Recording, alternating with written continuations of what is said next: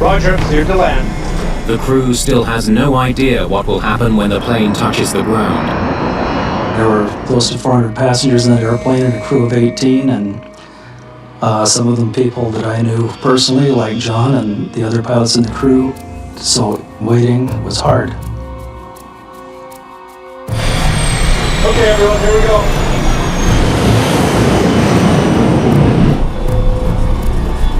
Touchdown in 5. Prepare for impact.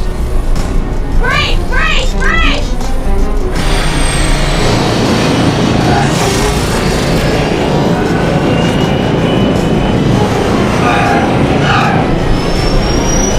Got it?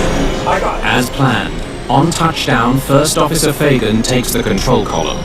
Captain Hansen guides the front wheels with the tiller. The timing is critical. One false step, and the plane could shoot off the runway.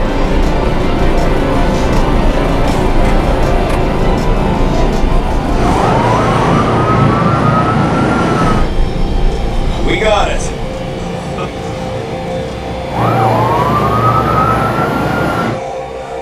Good job, Mike.